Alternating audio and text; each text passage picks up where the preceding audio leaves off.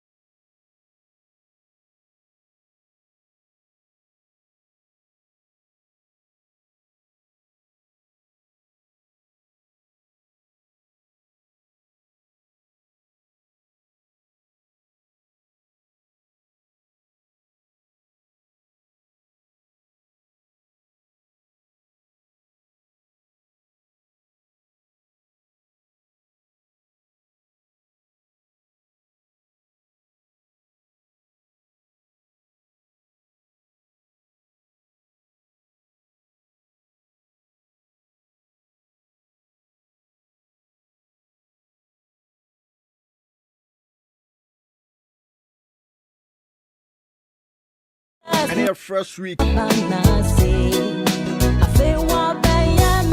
man found who saying you trade your opponents. Now,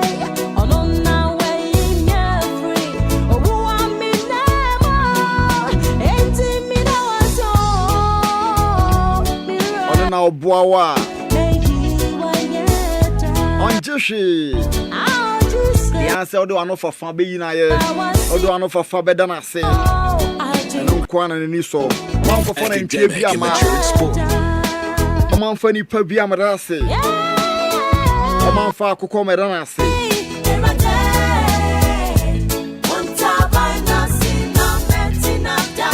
pataban papa bi na fa ho hye nye wiase ataban say ho obenya problem da chen and dey oba enjoy you emu debi Nya so asotwe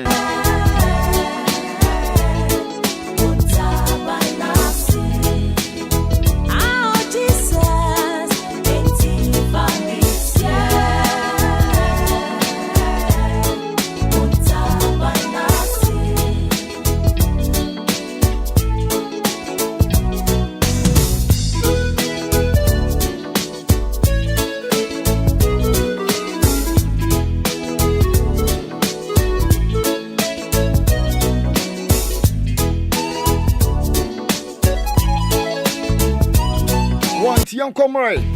While proud to pack already with Facebook or what's not first summer of Freddy CHICHARITO-2ND Kwaba.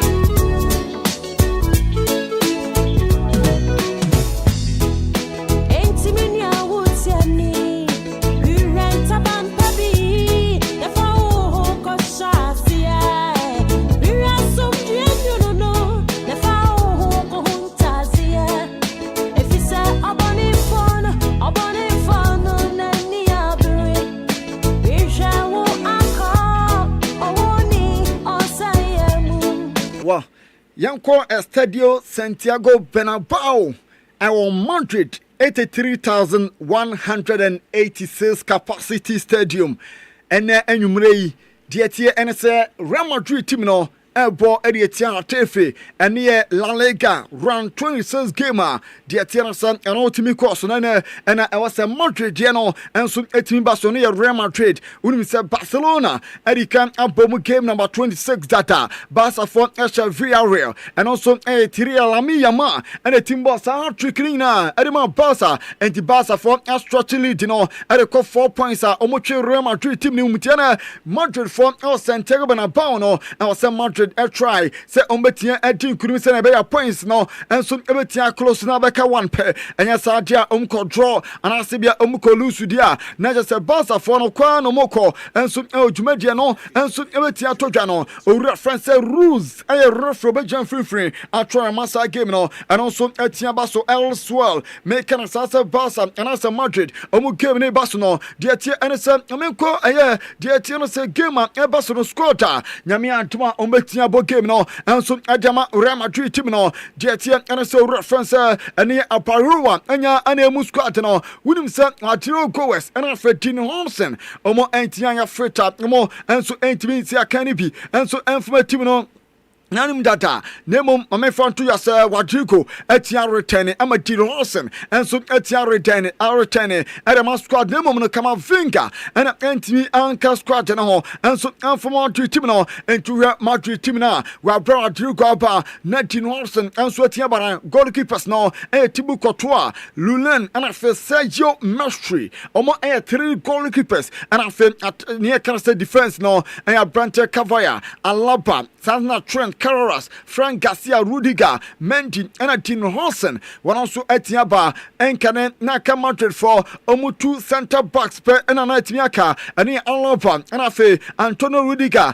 Nemo, Meka, or reference Tin Hansen, and Swetiaba, Abeka Homa Biekoye, and so Adama Madrid from Mochila, Oko and Fifrua, Abrantia Francis Federico Valforti, Orient Tramanye, Ataguyas, Sasaro, and so Kao, Manuel Angel, Palacio, and after Tiago and Siaquata, one also a reference of Baroa, Edenaka, Esquat, Oko Forexa, Ubenya, Vini Jr., Watiro Goes, Macacho Soba, and after Gonzalo and Soba, Brahim Diaz, and a Mustang Trono, and so Eka Squatano, and Timaje for almost Squatano, and a Metia and Wajuma, and so a German and Avia, Avipia and so Yakoso, now a reference on. Eya Parua, yes, it's our 2 boys or Geomudipa, said Tiago Pitach, and I feel Palacios no, what is our 2 players needy, a sunset on one cassa, and a new coach, our boys no, our Madrid, you side or yes, ya Parua. Yet here, and it's what is out 2 boys ready into the piano. About person Madrid, Sa Omutimino, Ombenya Sa 2 boys no, no more first team will be a Tiaque, and so Adama Real Madrid Timino, and T. O reference of Baroa, and so Ane Musquatana, or Dumacao, and Biaque, and so Adama Timino, now O reference of Vara Baroa, and make an Astanonia, Mamma Fontuas on killing Mbappe, never 10. Wasn't, or no, when him, Sabia ne. And as to be a china and a reference at all, and so just a killing Mbappe, Alba Onim, Dietia, and sir, was it Empire ball, and it's a killing Mbappe no, and to be Fret and Ternafi, Mbappe, and Swetiaba, Nemo Madrid game, and I was a Madrid, 8 million kudim, Madrid game on Bonano, a Paroa, so Madrid for Edin kudim, and Unqua, and on focus all. Quiero preguntarte por Kylian, por Mbappé, por su lesión. Si lo tenéis todo claro. Sí, lo tenemos muy claro, como dije el otro día, qué es lo que le pasa, qué es lo que le ha estado pasando y qué es lo que queremos ahora, ¿no? Que es que se recupere totalmente de estas molestias para que pueda volver al 100% con la máxima confianza y con la mayor seguridad posible en cuanto él se encuentre totalmente recuperado y desaparezcan esas pequeñas molestias. Kylian va a estar seguro en la ida contra el Manchester City, no hay plazos, no se sabe muy bien cuándo va a volver. Pues vamos a ver día a día. Yo creo que es una cosa de que él vaya viendo cómo se va encontrando, cómo va recuperándose, cómo es la evolución. Creo que ahora mismo es mejor no dar plazos porque básicamente son molestias que tenemos que ir día a día para ver cuáles son sus sensaciones. Entiano aya Varo Paroa Madrid omu coach no ana otenen kano na Frontier France Antonio Rudiger gwaran sunie ni future Madrid no and also to say no say Madrid de unyina emfa ho ene ba obo na omu pewabi e de wahye na omu pewabi e de wafa de mete ene say boy no ene na encourage eguso atwan say bia mpenfo e be renew contract enso atimidia ma no na de mete ene say Rudiger ni future Real Madrid no e be depend on the fitness level. Diamete and sir and the fitness no say in the fitness no sura man 1 year and I say be 2 years no more diamano no the fitness no gonna say be na a bob game and the bon say boy no pra any idea sir diatiana so manako nobody will full ba na target different away your friend Scrotabek obeke last week me be di come at the chrow and no Nico Scrotabeka about bomb enema Borussia Dortmund no my friend told me say some of the boy no and so Geneva and diatiana some starting negotiations kwa nemo you got a team be and negotiate dia and one thing tougher diatia NSL Dortmund team ka ho Borussia Dortmund say we tough negotiators men come for now down na yes Madrid here omnium relationship no kama ebe German clubs Real Madrid for new relationship no and kama no and ebe tia abo Madrid for etimidi abrante Nikos Kloterbeck no and so etimidi na ba na bia ko ede Madrid team no enti Madrid say bi ometia boy no and so etimidi na ba ma bia tia ko ede Real Madrid and akre for the brand we no yelo tasnina and so de ba ma me fantu ya say SMP and so back and away ma me ko pass na me adwuma kra and so pass is here na unim say over the weekend na such a game ho na yeni kan ko Atletico Madrid training grounds ho na Atletico Madrid owura ya wan say Diego Pablo Simoni what the more fun training session mu e china omu ani ya de tie no say omu trafo akọ Barcelona omu free man akọ Barcelona one extra class no ani coach no totals obo total de china boys me minim ball no bopa yes be a coach ko ala me yo it mo Facebook abon say o reference Diego Pablo Simoni what your boys no so no sunim ball and a boys no omu husa no omu bom some pra and so edema coach Diego Simoni omu jiri say coach no and so ni madwuma coach ni important ball nti o coach training grounds and vibes no and so come edema Atletico Madrid omu team no omu prepare share club friends no and so Barca na de tie and is Diego Pablo Simoni woni na manager no Atletico Madrid a china omu ni Barca and ball na o say matches at such an idea no eye omu ani so ade hunu eye omu ade a da bia ombese omu timi enya sa match say na omu timi ball na eye fantastic place and omu ko fight for eye cup omu san de and say omu air fight for cup no Champions League omu La Liga title no enye over eno your coach no nensema ade tudwa enti o say omu ready for Barca echina omu Barca e be Cuando uno empieza la pretemporada dice, ojalá que en el mes de febrero, marzo estemos peleando por todo. Cuando estamos en el mes de marzo peleando, bueno, en la Liga estamos un poco lejos, es verdad. En la Copa del Rey bien, en la Champions bien. Obviamente aparecen todos estos escenarios de temor, de posibilidades. Diego Pablo Simoni, ana oteren kan ana wie no, ehun semina enso eba, ewo shorosa, umbusa Diego Pablo Simoni sir. Ana another Saturday.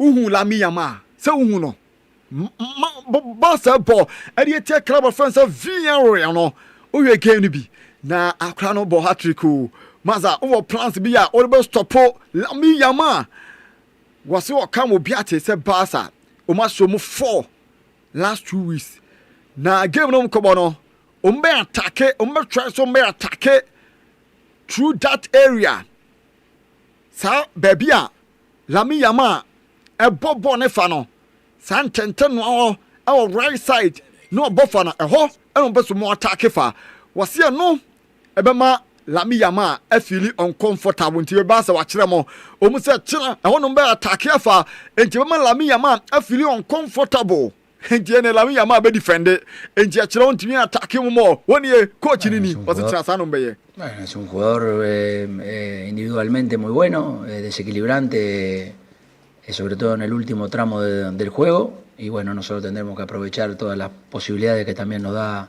en la parte ofensiva para poder atacar por ese sector.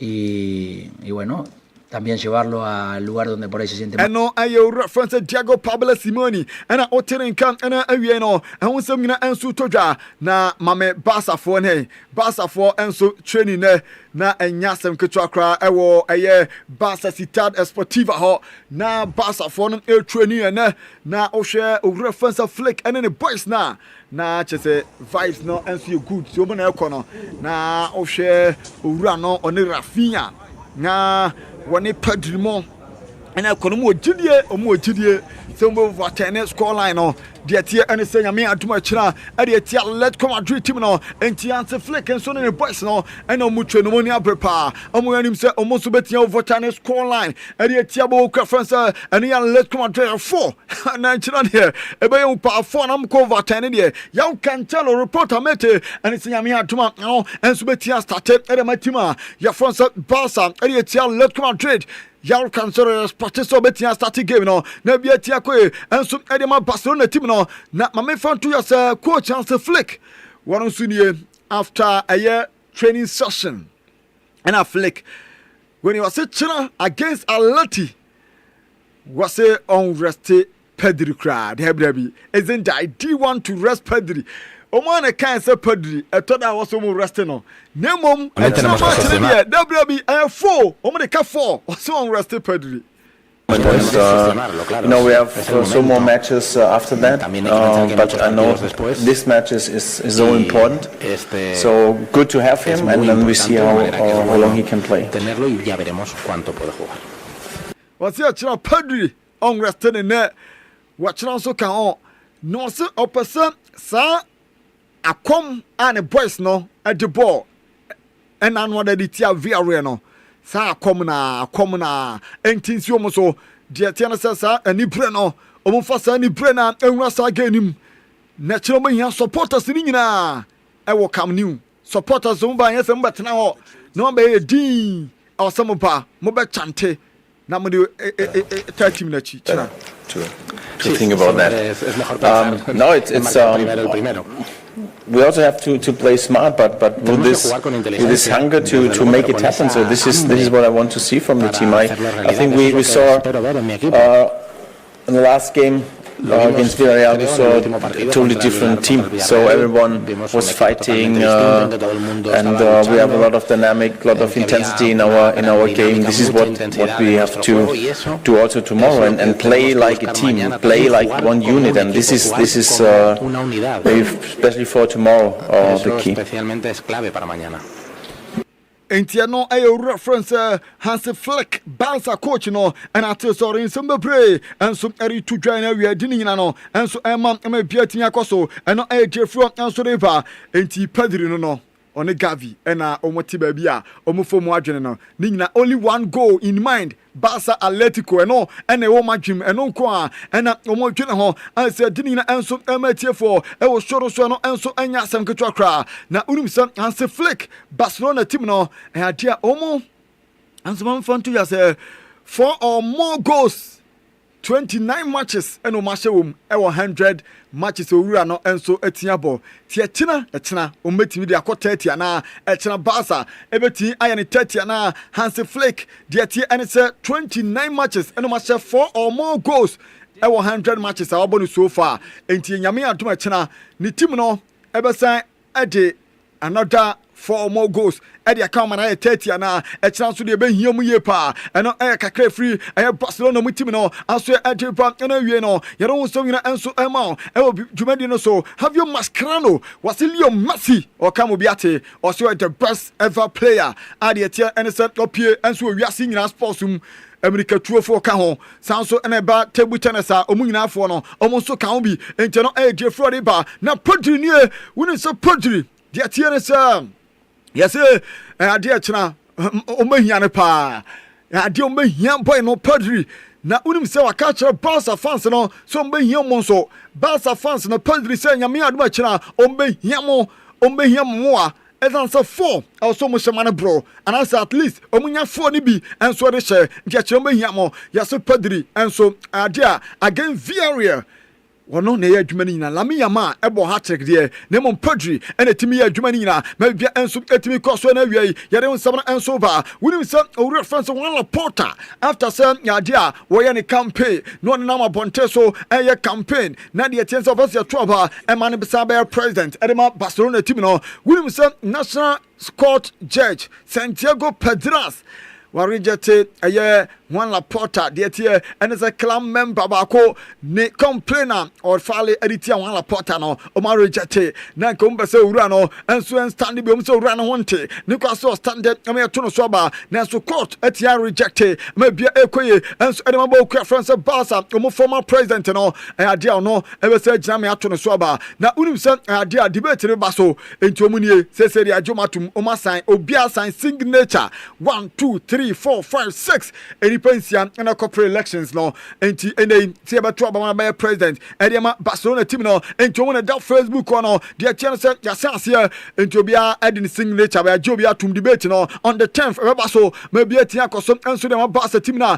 ye latest ni na enso atudwa na unim say Barca bebo ede tia let come Madrid na medical catcher da say Barcelona ebe was a game no enso ade atiabo France Atletico Madrid no referee be di game no onie ya fani Dibolgos Bengochea referee Dibolgos Bengochea when be Jeffrey fra try na fe 3-0 Suarez ahweva so nyame adom acha game no enso beti atodwa na dini na enso emma na wiei banamunchi for omuso be stande abranti Hurricane contract ne dia ma no mu pushi fa na Kane so munya abotere na mom diamete ene se ade ampan for enso gusu atata Hurricane ombese Kane etia stande as soon as possible na mom Kane so munya abotere Kane crowd obese e World Cup ne ba na bia timi ko enso de matim no nyame adom Wednesday ade Bobo France aye chese Sociedad enso bom area tia Bilbao team no nanu se Bilbao for omuso omania brepom da form 3 awosom kotini nyina na bia ko enso adema Bilbao team no Bilbao for enso ko mu training grounds aya dia they say omatiam semde esanse oko training grounds a dia tia enso players bebre etia return Nico Williams a return Nico no enti ko eye trainer Nico Williams return about training enso ade amatim no enti uba Facebook abehu omu nyina sanso ena Marwan ene Bernat Prados omu nyina a return about training ade amatim Yuri Becheche enti an training enso anfamo boku France no enso eye Bilbao team no wa brom ko so mbo overturn 3-0 omso Sociedad etimi di mom no na Ghana ni Inaki Williams de tie ene se wose nyame adoma ombo overturn score line no Inaki ni wose ogidie Viene cansado, guapo, ahí, Iñaki. ¿Sacas una foto? Sí. Qué ricasco, ¿eh? 0-3, ¿eh? Es No hay que vídeo, darle, ¿eh? Es vídeo, o sea que... No, déjalo ahí. Vale. Perdón. Enti ano ye Inaki no wose ogidie so eno mbisanse nyame adoma Wednesday metimi am qualify ye be ku anim de no say yes I hope so na say abrantia no e wo gidie pa eno e kakere todwa ena wi ade unsam nyina enso ma bia atimi akoso no e Jeffrey de ba yanko e Manchester United de tense United team no de one lot to say that's Manchester more the Paul Scholes more and after Chief Justice money famous mu nyina Manchester no more de pa Manchester who defeat acho hi see Bobo Lusu Manchester you be a chair for yeah ready team is all we do you need that upon was you so crowd when it so about tiase oh United more de hi sa midfielders me say e so munya biba Bruno Gomes Sandro Tonali and Elliot Anderson also munya biba na the attention alternative under consideration Adam Walton and after young Gomez were Brazilian somebody ba Casemiro de they are Casemiro ebetia kontiene awasa omutimi bi enso etimi ne ba na bia etimi koye enso edema Manchester United omutimi no eno AJ Floriban Lotus no yere ema tiefo nyina make no o reference ya tureni na ture nyanyari wani wase Man City be je league no league na yanyina nim se 09 Arsenal owura Kofi Sefa e Persis Mine no se we dey afa league na wie no wase ayade Man City for ebeje league no dey free Arsenal ansem wase Arsenal can't just keep playing like this and get away with it. Arsenal bomo bono nra ene chese ben week kakra twem Arsenal bomo bono wase anye omutimi fanye league no na ene mame front to just owura no enso ene de sanse na tudwa yede nyina enso mo se Arsenal set pieces nko a anya set pieces a omutimi she go na make onim se Arsenal 16 set pieces goals ene monya from corner kicks omuri ahye na most joints in the Premier League season enti omunya ba ko peka ho a omatra obia set record Arsenal and 25-2026 West Brom 2016-17 Oldham City 1992-93 Arsenal aye 16 omenya ba ko aka ho no matra na omu set piece coach no nie ye friend Nicolas Jova na ora fanse Nicolas Jova no mame fanto ya se ene yese yebema na abasobo yebema ni ska bebre omu satima no set piece no mu she goals bebre anaso mu twa goals be to ma na optimist transfer record na omaniska and of course the attention the current contract in the same enti owura no ebenyeska Mikel Arteta ya dan brutal enti ono no anso na wire let us ni nyina de ma tie for maybe enso atia kama eno aye Arsenal de free o enso ade ba edini nyina enso ema tie for na wie maybe enso atia ko Sevilla unim say Sevilla for omo fans eko la so ajo bi piase. We'll keep going and finish the season really strong, and I'm just happy to be here and hopefully keep contributing on and off the field. I know James Mena, say Brantier Dimitrika, Kylian Mbappe, no driver, and say what general lances no pass school no acquire you back last week. May Edema sent a dear teacher no, say Aquano and so who are then sharp DNA, one also etia pass no, and so a dear for Chelsea for Codins and some Arsenal. And Liam Rosinia.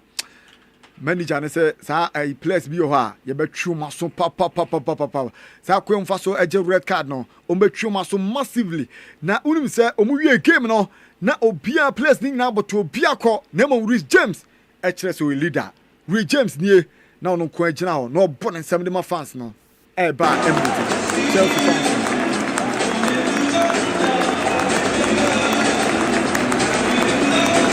Tomu na kwa ne sana Rhys James nko a ene kai no so timi bon nsem enso adima mu enche mi si form na unu se Luis Enrique nkofo bonachi sai ona coach wei ena aye ya ma ayi goalkeeper Donnarumma koi ena akofa Savoria Deneba obanso amani nya bi na Enrique nie say goalkeeper Safonov ena dem no si hey goalkeeper onim goal da papa or your top level goalkeeper na ayade ono so modern day football onimbo CM4 9 yemfe nsa yempase yenwewe ohuni nyina anti ono a ene yom number 1 eno ayensema ori tudwa Liverpool also 22 goals contribution ene kite Kenya matchi omo matches bebrebo na omu coach na Arne Slot wase ayade Liverpool for enso yasombe wini matches ni nyina egu omanam Nicolas Anelka wase France adwuma no omo mfama Zinedine Zidane na ono entiminye adwuma na biankoye enso emfama club a anaso omo ya France ni nyina no latest a tudwa yede Emma etiefo nyina 91.9 Dentrama Radio. Les. Kora. Say bi aboko. Na dey maybe what to muzu. Wodem. Okay. Wodem ba mente wonka. Fa we na mrade. We dey mete wonka. Bi aboko. We na. O me hwe we ma na. We ne dey. Tize wakofa Eda Japade. Eda Japade no afan. Shine ho no ma hwe we na. Say bi aboko. Obi aboko koma. Say Eda so bi aboko. Biaboko. Ena onua se biaye ejani ejano no biaye na mo something common no biabo set much say mo teacher for na Monday what can there be layers etu agusunti layers Etueguso. Jumano. Yes, a funinti ana. Unzo etueguso. Yeah, my clothing allowance, but buying some prescribed what I did. My set on Maba, any Monday, back up me busy, Mr. Munchem, why? Maybe Mati. Semisi krum na me twem e wo nchen a wo obesi twani ahwe me Jack me Jimmy Woody cause pave mam use nko a me skin bro me look too foreign but me product am use nyina every here Abidak Cosmetics help na so we lady corner round dia baby woman Abidak wo skincare products ni nyina wo ha e perfume be na wo hia Aventus Olympiada Dior Revival Portrait Calvin Klein Opulent Mask can answer day Abidak Cosmetics help original products in Kwa, foreign gel, Olay, Dove, Gold Skin, Irish Spring, Chesa Malaysia Lemvunina, Ebro Hasi, your body lotion better say, Jaggins Ultra Healing, Lubridem, Nivea products Nina, CeraVe, full facials Nina, you trying cleansing, young products all the way from the United States, and on that chose now you're way too foreign. Body splash, so blisters, body lotion, skincare products been on here, freezer now. We get everything some for here. Abidak Cosmetics Hub. You want to team green light? Adum Hardware Building, second floor. Open the back and have a suit to go on. Friends is here. 0532 990 115 and that's 0559 197 060. Abidak Cosmetics Hub. Snow near good, skinny foreign. Well, you might hear for in our Caribbean family show, so Bright Home. And a quality mattress, ama with me adaso. Yet, sorry, on honam, and so ain't me your anti quality mattress now, a Bright Room and a day air mount. Konakojibi, Ewo, Canary Road, Broadway, Red House, or and Obinya, a quality mattress, Nina 0244 268789 0244 268789. Yes. Abra. Kwaba biem. Yeah, you have a Monday. Yeah, and a Monday. And mount. First 2-5, mommy. Okay. Now we know. 10 minutes, 10. I already found no eye. Yeah, they are and I. Sintrase. The fun is a Eduabu. But my end of we are some multi show no na Richie enjoy show no and a flash ne we be on enjoy show be ma yenchiam every year. The most some modi me fedia to am koso 8 year come stories bebre e make rounds weekend matches bebre e koso e be de hu nkomo na ya hwe emu ensem ene nyoma AC but of course yentumi nin nkomo yen sha say by say yen nkomo mfa the biggest match of course over the Premier League which is between Arsenal and Chelsea of course over the Emirates match no was dubbed the biggest match of the weekend but while we match in Bibiano now we follow the Premier League and we tested the fact that it was one of the most boring matches in recent years.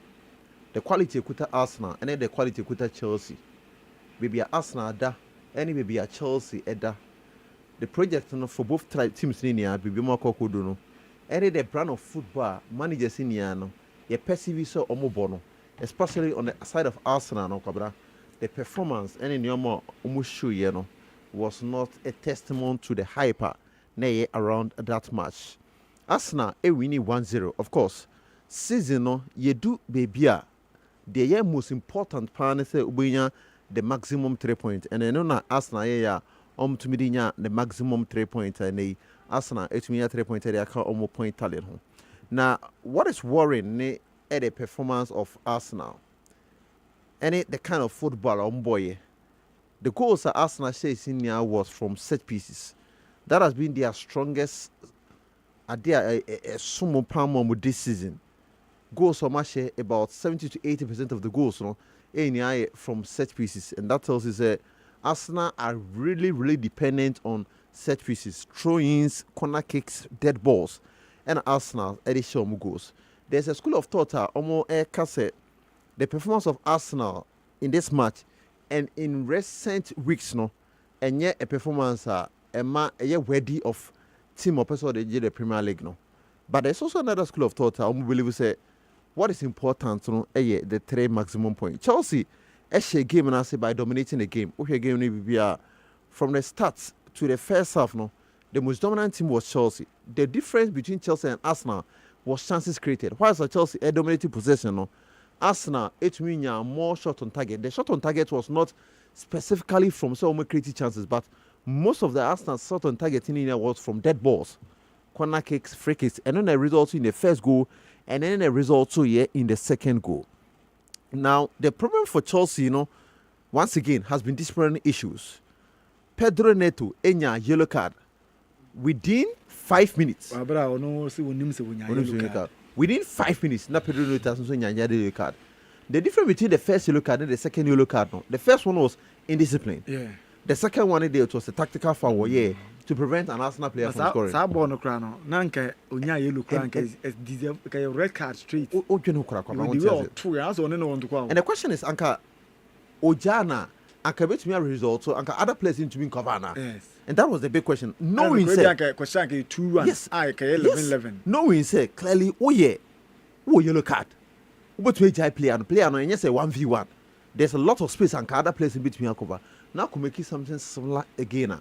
Then the question is, Chelsea players need discipline issue, no? How are they handling it? 3 points, maybe. People thought Enzo Maresca problem. But I move on from Enzo Maresca to Leon Rosine, meaning say a problem a cost for Chelsea players. And that issue is say any one player, and then a Kui, a Chana Bawi, the 9 red cards for Chelsea this season, any one player. And the way Ninya, it's another it is a problem I'm paying for no assume to be solved. How should they solve it for me? Players say are they moving the Agro cry musica? If some of these players and keep finding so we a silly red card. You bet me find about £100,000 a week. Come on, yes, I am away. There are some of the red cards this season. Chelsea this season now. And it is about time say Leon Rosina and Chelsea paying for nobody on my basic form. Now I'm finding players no make issues. There's an intense punishment for player. Obaji a silly red card. Red cards in Beyond quite important. Obi kwa she go not that minute la ona last man we channel. It is understandable. But for you, say red card is needless. Now between 9 times within this season, our cost to me a problematic for club by French Chelsea. Team paying for no led by Leon Rosina, who is the coach, should step up. Now in the match, you might be precoce. In pick of the match, the introduction of Romeo Lavia. Now our Chelsea season this season under manager friend Leon Rosina and one player. Why instrumental for him? Andre Santos. Under the previous manager, Nipa Nobo as the whole midfielder was Moises Caicedo, just in front of the defense. And Leon Rosina had a different system by introducing player Andre Santos as the holding midfielder. And Chelsea Leon Andre Santos. But the positive tenor, also enough for Chelsea supporters and an introduction of Romeo Lavia. Boy, Kobra, or your fit. Not injury be a Hannah. The short time no bubble for Chelsea no. What much be who the quality of good player friend Romeo Lavia. And I think say every Chelsea supporter will be happy say boy now. But the question is say boy no to me anya ade friend continuity na obet me atoaso na engines na na hand no boy no ebet me solve na. And that has been the big question from Romeo Lavia and Chelsea. He's a fantastic player. Chelsea nyano na so munya Andre Santos so you looking at their age and the quality kuto mo ball mo bon at this time. Chelsea can get players who meet at that level for the next 10 years. He's a quality player. That's the pick. The only positive me who or Chelsea for almost team no more. Goalkeeper friend Robert Sanchez the covenant. The second goal no consider. No, we are now complaining or complete referee any day. It was a silly goal to consider. Goalkeeper at this level. When we say Arsenal, two corner up in Pimness and your money meaning your covenant ever now Tranway will be a payment because you're pushing a craving. And Robert Sanchez is to me try born to results in goal. I think each player adds to the overall picture and functionality to the team. We had some nervy spells early on. I don't want to single out players to say what they can or can't improve, other than the 2 moments, the 2 set-piece moments. I don't think anyone can say my team didn't function well. On Sanchez, Nensemo Canano. Yeah. Yonko. Robert Sanchez. Robert Sanchez, the situation, but the yellow card no GN, planet Savannah. Yeah. Yeah, of course. The yellow card no GN was silly. the goal now goalkeeper Western said concede and a red card play a friend Pedro Neto and so a concede the two key moments defining the performance of Chelsea. The performance was not bad. Not performance not bad. I didn't say the Chelsea players they played well, but these two key incidents now it will result to it me hard club by friend Chelsea. As a manager absolutely right so between Akasa Fasa and Mano. But I mean custom other stories. Look, Madrid will have to react.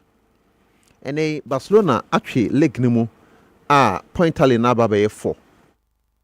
Opportunity so between about any club by friend.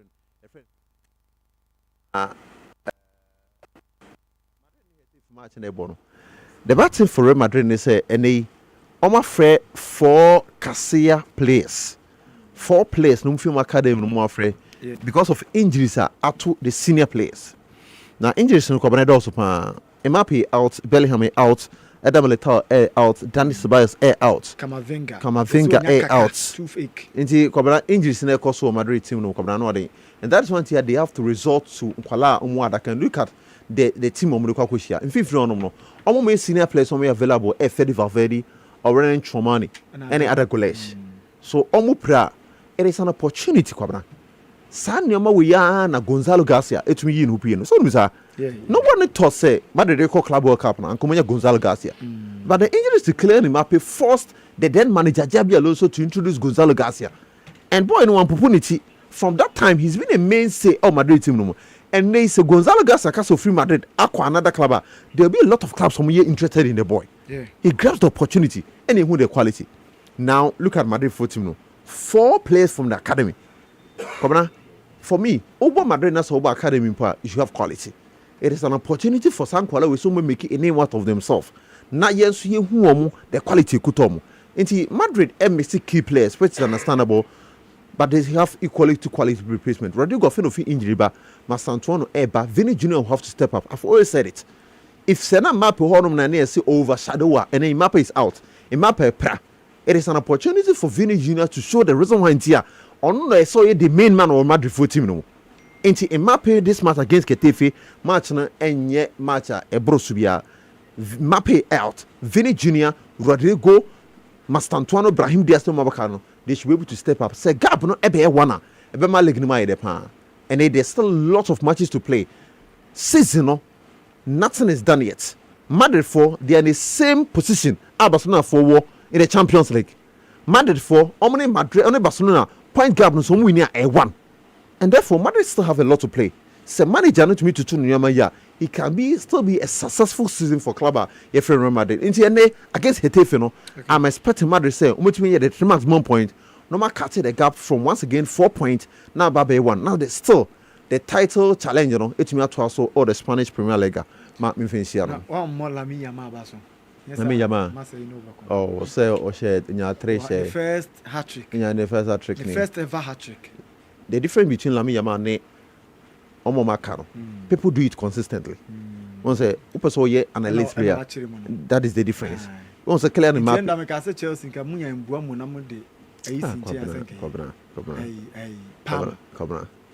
Okay. But say Lamia map so ye and then I'm being common. I saw inconsistently. The man messing will not do it different no. Terrestrial players no. How consistent the way. But question hat trick it's not about breaks. And therefore say also person good at that level like come on some trust no making consistency. Me that's pa no layers na moten nka no e 91.9 the Intraman radio. The TN say masa twintwan na dey why you trying now see o I don't fa baby ana asem da so wa kwanyin school an kra ba ko ana na asa odwindwin bebre adai but I say they were trying. Such a so we are call. Okay. But young quay say okay. Is that a miniature try? Some fashion way being shamity. Ike, and your mother, Ike could talk. Ike, dear men, no one come. And common see DSC come and Tianchibia, Sunday Martin in Kaya, the Martin in I can be.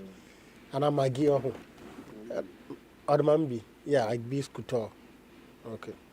Cobra, ntokwa ekoso Iran na ne effect ewo football so ana me pese en edi ho enkomo and ntokwa na start ewo Saturday Mindemana. Oh, Kasa. Okay. We are making Calamia man once some no. Correct to can start Saturday na and do an pompon so and picky a cry na a guso a cost about a very, very dire effect we are see. A man for moody home come up politically there.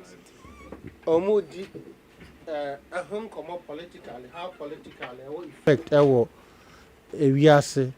And you do football there, as I say, so you heard that football in effect of Iran and Israel, where US Israel alliance and a more fight against Iran. And then the possible escalation a bit me, of course, we are here, at least a bit me affect World Cup a year, but then the football in general. Before 1979, now Iran for leader friend Mohammed Reza Pahlavi. Now a very closer ally. Israel history, now a very closer ally to Israel and USA in the early 70s. Mrana Reza Pahlavi, or a leader for Iran. Now, after say Ruhollah Khomeini ebe take over from Mohammed Reza Pahlavi. A normal means and a change in the lives of Iran. The first one, opposition to Western dominance. At that time, the Western dominance has to do with Europeans and the white dominance. So we are saying everything is about them. Now, Nyaman to koi edidim since 79 after and to koi ben to kapan a year. Or more third pillar no mujinaso rejection of Israel's supremacy and governance based on Shia Islamic political theology. Sa normal miensa we ya omo pillars ni changing ano na ama Iran ebedru ni edri. First one about Western supremacy and no na America so person omo change the Eastern and as a Middle East supremacy to their side because of Iran a oil rich country. Now of Saudi Arabia and a part of the Middle East a oil rich country into the American and other Western world so a person must suppress the Middle East dominance on the world. And unti and the US will invent electric cars because Omuhuni said the Middle East and more dominance in the world Middle East or more dominance has to do with more oil or more and oils are more rich. In America, some more plan this war money Israel co attack Iran. As at now, America for a war oil reserve a bit to me take you for 500 years. Into a basis Iran for into me and Middle East for into me and supply oil to them. Into as say yan prepare as Ghanaians as yana iguas yan prepare for this one. America prepare for this war for a very long time.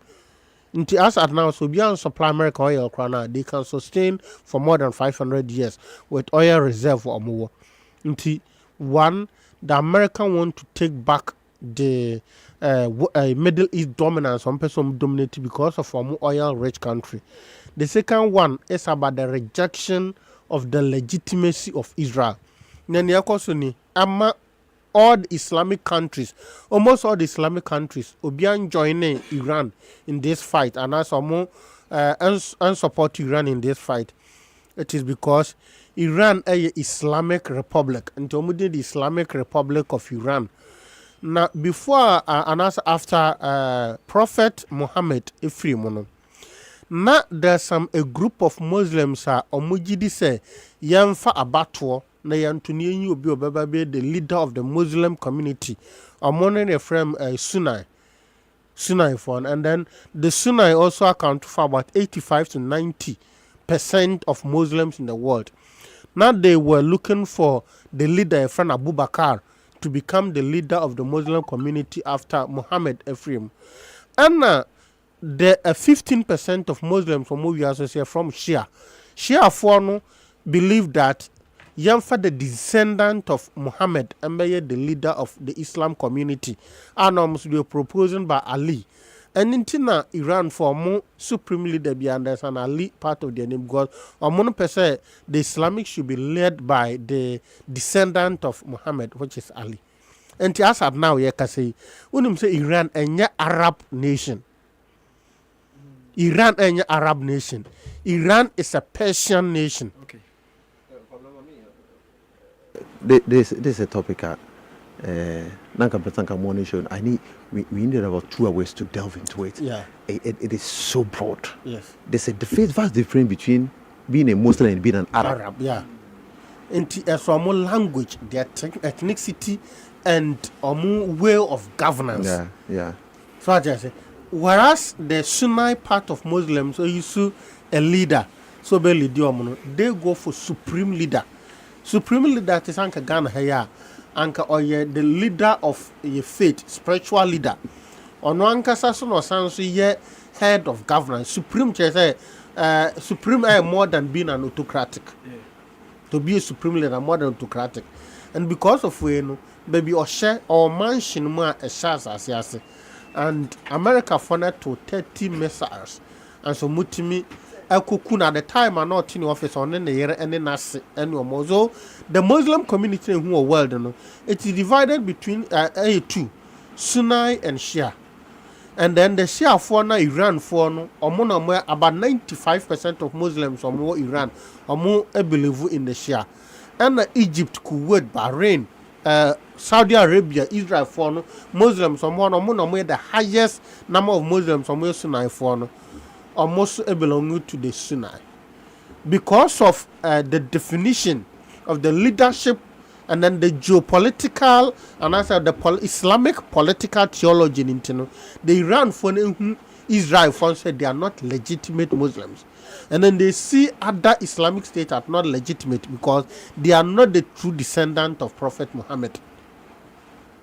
And in a sense then and as a fight will start here, you know, Islamic community bien was support to Iran, and almost 2 bomb on a core, you know, I can say Iran, Oman retaliated to US, Oman retaliated to Saudi Arabia, retaliating to Kuwait, Bahrain, UAE, Saudi Arabia, because they think that when Israel and America for na kobo mo sisian, omo ayi military base. The largest military base the entire Gulf states, Qatar, American military, Qatar. In America, 4 military base, or they all sanko for they all took Sanko in America focus on military base. Until omo heti omo munim so ma heti America. And don't forget, say, maybe not come for some baby or Ghana. Security issues in front to America form security based organized. So as I speak now, as I speak now, Ghanaian soldiers no Omakobo almost say Cape Coast, Kentampo, and some part of Ghana, expecting that a missile be bad, they can also intercept it. But sadly, Ghana we can only intercept a missile of about 55,000 kilometers, of which a missile will be intercepting 55,000 kilometers. Yeah, it didn't cry, but to say BB Abba. You get it? And Iran for air considers on Metro a free World Cup. Now, countries are almost equal Bahrain, Kuwait, Qatar, UAE, any other countries, almost allies, Egypt. That the Sunni part of the Muslims, they also have an ally. Which person fight against the Iran because Iran, who the other Muslim community, as not legitimate, because Omoye the true descendant of Prophet Muhammad.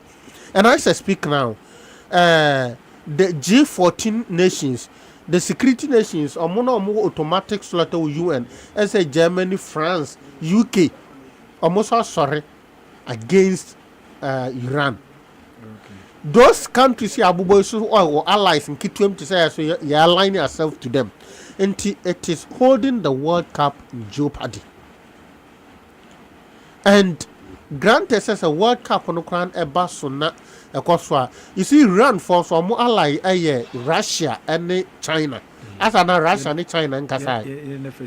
So we are yet to hear near Russia and China for Bekabo. So what we are saying is that say Iran for Quachin who free man. Other countries in the World Cup, one way or the other, associate and are aligning itself with either Iran, Russia, and China now support to Iran. And now say they align themselves with US, Israel, Germany, England, UK, any other countries almost against Iran. So it makes your football and your World Cup it is in very, very serious jeopardy. So you are more pioneer and Kupam no man tenase. Say there be a peace talk ebebaso. Not a cost, yes. Yeah, but this one is becoming too big. So other countries, Kuwait and other countries in Kenya and the Kenya for Krakasa. So me and I sorry, some very retaliate. We are in for a third world war. And the beautiful thing is, we need a lot of time to discuss it. Iran for develop missiles which may travel to even USA. Yeah, Iran for in the world, more the dangerous missile. A bit more travel, even the air parting a bit nearby. But I'm saying, still, they have this moral conscience or motor missile. The damage they could cause to the world, you have no idea. And the retaliation of which yes, and that is one thing. Omo missile now, Iran found all the dangerous missile in the world. In some cases, more retaliate with that missile can go straight to White House. And because they have the largest producers of. And they have nuclear weapons. Yes, nuclear weapons. I'm producing uranium. And the platinum now, dear, so Miss Andy Cobra, and Pi 1 year must say there will be a dialogue between these countries. And yes, Anna, this fight has started. It has a very dying effect on World Cup and the other sporting event. Goodness of God block factory save bra. About blocks on and some we try a charm goodness of God block factory. Echa blocks ni twetwa ne cement kom ye pa dodo bia inches bia mbetwa hollow bia mbetwa enso atimi adi amount dunkwa champim road otra mamba gas na ne enkechi bakery ena edi animhwe 0249229109 0249229109 udi dunkwa yenye hwe outside ni ajo ketua bi elder komna echetifu na do so nyameriti abayifu anye wasa bibinia ana Abrantia the ding the flash China in the area. Matches Basuna over Manchester United that they are doing so well. I say a warm Mabasu. In performance more than a day under Michael Carrick. Over clearly results our channel any some place I may improve on one. As I say to me commend Michael Carrick in Juma obey. Obaye start every Manchester United City game na ultimate start ya ultimate etwamu 2-0 ena ultimate bo Arsenal 3-2 and sana obetimi etwa team a friend Fulham so 3-2 and otwa so ebetimi ehye Tottenham 2-0 ena the West Ham ebo 1-1 and then obewini Everton 1-0 ena Henry ode Crystal Palace etimi asoso and two players are coming out by one more instrumental Manchester United team no Abrantia friend Bruno Fernandes and Kobe Menu and to the extent Benjamin Sesko. We check clearly Benjamin Sesko has been in one of the important players because he's scoring an important goals. Goals now Arsenal or whether he's been coming on as a sub or starting and the winning goal on let's say 2-1 at Crystal Palace and for the past best 3 matches are my bono be beyond the go a day 3 points in the Bremo because we clearly a game against Everton on the say the only goal and game one West Ham 1-1 on any team say and he was on the scoring sheet against Manchester that is Tottenham Hotspur a normal 18 so he has been the fortress and as he has been the pillar in terms of attack and at the Manchester United and Abrantia and the Bruno Fernandes and so all the assists all the goals are all Nuhubomu being assist or goals with me provided at the Manchester United these two players has become instrumental in Michael Carrick's setup in Manchester United and to some extent Kobe Menu the partnership with Casemiro at the middle etimi abuan because on a young and exuberant energetic and ultimate cover a lot of distance for Abrantia Bruno Fernandes and as Casemiro, in a sense that Casemiro has been tired-legged. Duma for some time no timi eyeno ontimi anya ne say enese ne tie, so you need a young player obetimi agina ne nchen a obetimi orchestrate atma say the threaten attacker and as attacker omo edeba omo so no, so Kobe Menu so partner so well with Casemiro and normal 8 ekoye and all been to Brand and as a papa from Akekarik and etimi ayese adwuma ene omo performance omo eda na de no mafo tria as I say yebo omo abaso with such performance all done na and still in the premiership no the finish for the top 4 no there also some of the after yeah say Arsenal ebimu believe say Arsenal be bottle this league you know. The top 4 no so a KG encounter in the sense that here Aston Villa once upon a time no more change Chelsea ni other Manchester United in best 10 points near Chile, but in clearly almost as I say bottle the 4th place you know the last of Liverpool and Chelsea mu edi ometia. So man here na amu ebetimi abottle the 4th place in free me say that best of last season omu etimi yes how dey no etimi esan efree mu a enoma entimi ankoye eriam because utena eho as obi a una emre experience as you are any team a wahye Oluwakins mu ewo ho no mu a enoma etimi koye any other players a omu support mu ema enoma etimi koye but clearly o share Aston Villa performance other than a bottom place team in a shape of wolves. No to woman as 2-0.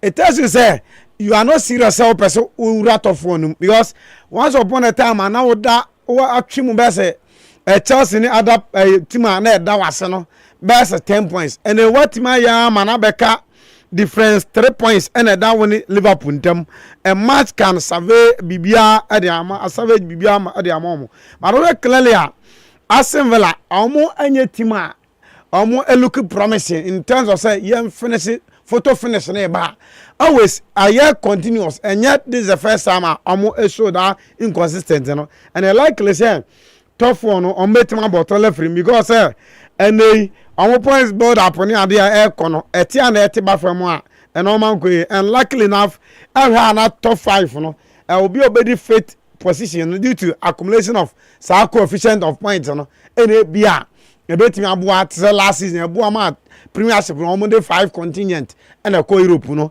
in terms of Champions League no but this time round you person here on my base we are going to have a fifth position no kan no ebe dey e dey amom so let's wait and see and also and as a weekend the match back also course of Bundesliga and it was a nice game my team witness here where clearly Bamunchin etwa Borussia Dortmund was an area say Borussia Dortmund also before omu game no o hear clearly na point no interval no ade na e wo because now Borussia Dortmund 52 points na you 60 points ba Munchen na points gap no ade wide about 8 points was 10 points and na e down montema clearly near say a normal ebesi akoye but o hear clearly na ade ba ko to Dortmund say almost a free at the expense of Atlanta in the midweek in the Champions League.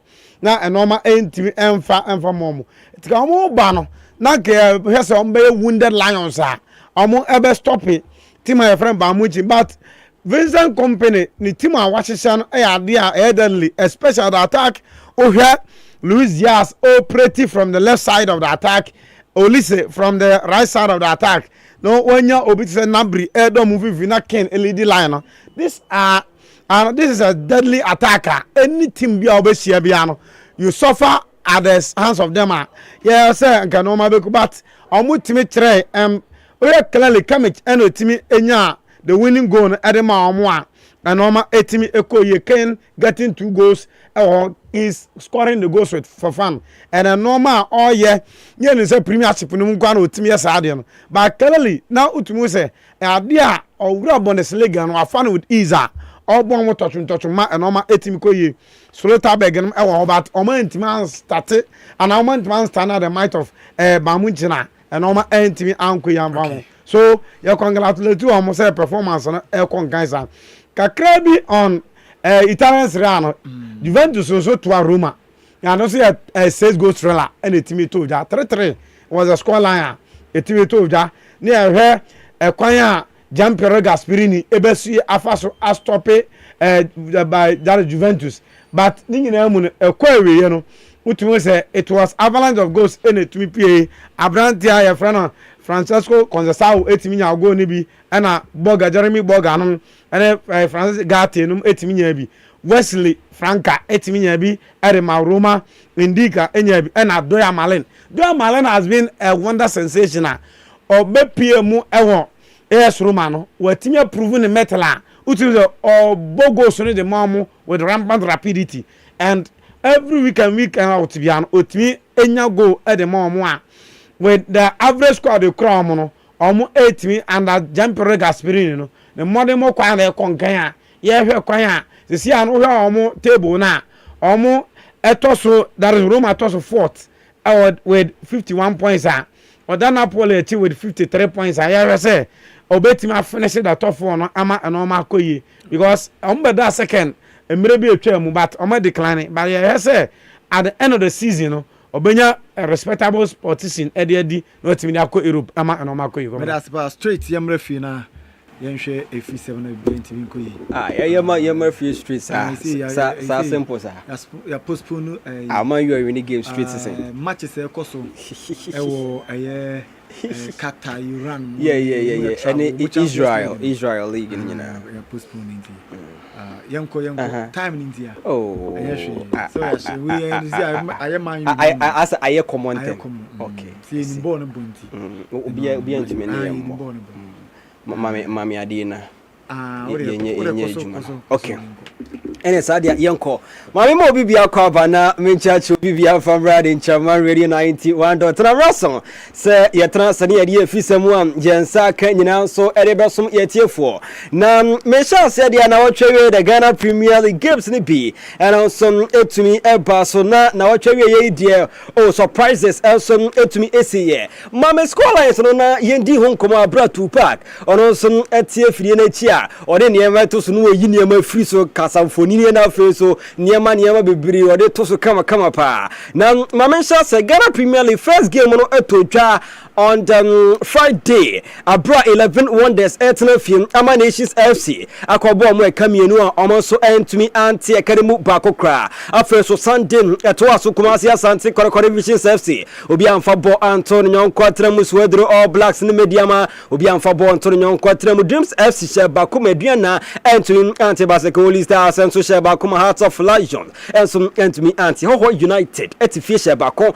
ema Samates 96 entumi anti Chelsea sheba ko afa Young Apostles enso tesaka 1-1 draw ewo Golden City Park na afa so bebiani Gold Stars etere fie ko shemienu ema Hearts of Folk eti ekaremu ba ko Bechem United enso ne Karela United ekokotie obia amfa ball Antonio Nyonko atremu mame league table na yendi ehonsom enkomo kakra after match week 24 media ma ready kan omukuta 46 points ediana ngase bebiani Gold Stars toso mienu ekuta 45 points toso mienu afeso Hearts of Folk atoso miensa ekuta 40 points Kumasi Asante Kotoko etoso enai ekuta 39 points ediana Stars etoso enuma onoso ekuta 38 points na afeso Samates 96 etoso insia onoso ekuta 36 points afeso Karela United 35 points and watch Basakoli Stars 32 points Visions FC toso nkrom also ekuta 31 points na fedu Nations FC also ekuta 31 points do ba Dreams FC 30 points do mienu Hearts of Lion 30 points do miensa Bechem United 30 points Swedro All Blacks etosu do naya also ekuta 28 points afesu dunum Brekum Chelsea 28 points Hoho United tosu do nsia ekuta 27 points Young Apostles etosu dunson also ekuta 27 points na 11 1 wonders omo de omo so kwara no meko and omo so mutwa to omo kuta 9 points we ni Ghana Premier League results and also etumi epaye na mede ho nsem de Amar Kumasi Asante Koroko supporters apai lie omo se coach we die Mr Prince Owusu almost say the modern ball war from crack into almost interim basis in common Jim Finn same almost coach or no feel juju a chain tactics there about the same say or a touchline dugout no on some Eddie Jumadema Kumasi Asante Koroko supporters no for Kumasi Asante Koroko almost pile brutal Watching wasa oti draw di rodo ball so the nye draw wasa Uye changes ayene beka Joseph baba ya bla asana de baba ya ba baba ya ni pote place be 20 because I change na coach ni ya me amenye me coach ko amenye sa change no and the selection so odi ball no me because we be more be jaw we must kojo we mo James Opon na mo imananchi at the same time coach be do be sa de no the coach na say kasa che na nya press no wo mu ga say yam pam press na de nya wo mu nimbo mu press wo be do be say wo be say yam pam nya ko fo bi mra ya coach ya bi de coach we de nya coach asemo press na sa e di saka wa kasa sa de saka ya wo ma me dia asaka wo papa dia e ti ka be tme say ya se o tun for da roma wa ko cha ta de kakra ka we se fugu e de ba be jira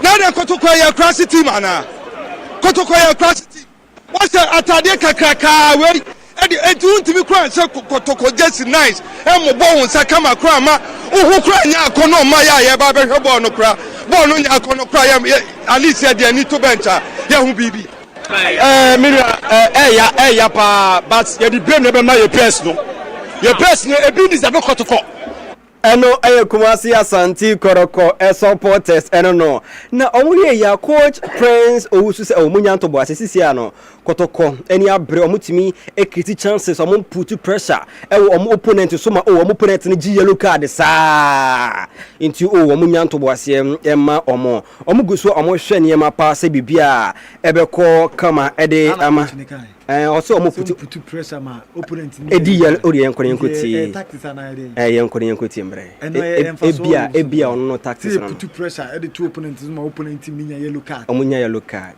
coach no I'm trying to do what these boys will put the ball in the net. They could see we're playing, we're attacking them, we're making them get yellow cards. Those yellow cards don't come out easily. The referee just cannot give them yellow card to come out because of the pressure we give on them. So that's what it is. Coach, you know.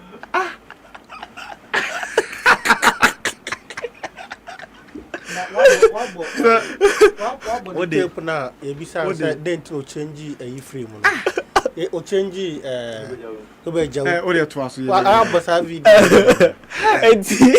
Hello, interview coach at the Kumasi Asante Koroko Mr. Prince Owusu and somewhere or also editu ja no. Now you say na watch ye Pink Ladies Cup no go so e koso gidi pa. And then asem Kuma the Black Queens of course. Hey yamba ni bo omo jegbo control be 3 minutes na ball domina no sa no mu pia so omo opponent Bresson beje ball.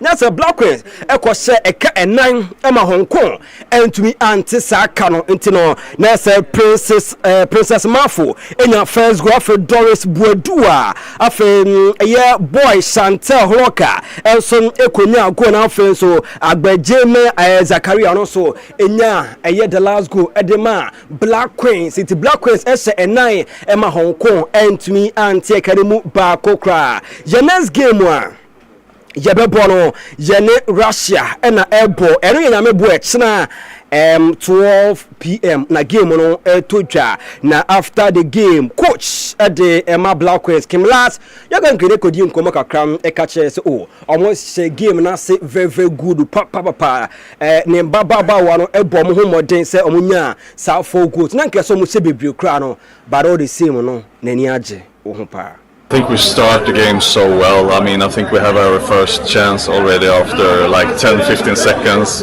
We show our opponent today that we were ready from the start. We took the momentum, we created chances. We had the 2-0 in halftime.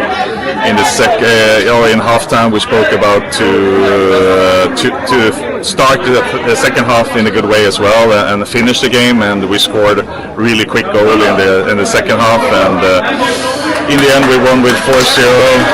It could probably have been even more, so of course I'm super happy with the start. Great. And I coach came last Jürgen Green. I don't know. Other boy the Kofi Adams Minister of Sports and Recreation. Also the same career betuja. O say en kancho bibi as a tournament na Black Queen say bono. Ono nkonya kra nko meja because na UAE ho obi a bombu nam wiem na obi chesi na obi so di wura na omuguso ombobo yi ankanya se bia airport kra na close na anka bia flight ntumi nkomba komeja kra so mone makra abomaimu because near me kosro eni enyan. I must admit that no human being will be very okay in such a situation. Even the soldiers who are trained to go fight, when even they are around the battlefield and they are not the ones even directly involved, they don't feel safe because you do not know where the next bomb will land. And so it is not the best of situations. No matter the assurances, it's not the best of situations. Our only challenge now is that the airports are also shut. So you can't even evacuate, you can't take anybody out. You can only keep them where you feel they are safe. The next assessment is to find out whether where they are playing the matches is far away of possible targeted areas that could be struck by anybody. And if the indication is that it is way off, it's not around any installation or on the route of any special installation, and they can go ahead, then if Stone Security advise that they go ahead, then they will. But otherwise, if you ask me as a layman, Edoya Sports and Recreation Minister Honorable Kofi Adams somewhere the court and this idea best Kumasi Asante Koroko a deputy captain your friend Lord Amo Akukunya ACL inti obetene fi ache pa inti yenjina we so yemfa efisemo yensa kan ye emfa ensia division 2 results no enam kwan so enya medu ye inti en guso enam kwan so ba Friday enya medu ye inti enam kwan so enya medu but at the Team Royals everybody tia 2-2 and then you Emma match no I'm maybe second half no and then got to us. Okay. You say you penalty boy and pay you penalty tia at the Team Royals. Emma almost 1-0 2-4 issue 1-0 nti sana pay ati am pay to us. Okay. And I say Michelle Saturday na man you winning. Nzini ji akumem. Ehwe akumem ni nte na na wono. See atwe mu 6 points. Ye no muwa. Ye no sa match. Kwani wa. Ye is ye kwast ye ko Newcastle mu ko Aston Villa. Ye go draw. Eka. So mo lose. Yeah, Kobra, Japan the video be as in the better to them. Look, in a chance, just pacing and trying to find space. Sometimes he plays a new man. The kind of chances. He just had to be careful there. Good ball. Again, he had to raise alone down there. After the match, that was a clear foul. Lido could have called there. Raise alone. Just had to be careful there. Good ball. Again, he had to raise alone down there. The same thing. That was a clear foul. Lido with a full there. And it is not vision for you. It was just a bad place to lose the ball. A bad place to lose the ball at all. And you want one chance, no vision for you. Just pacing and trying to find space. He just had to be careful there. Good ball. Again, he had to just pacing and trying to find space. just pacing and trying to find space. Style of player, just had to be careful there. Good ball. Again, he had to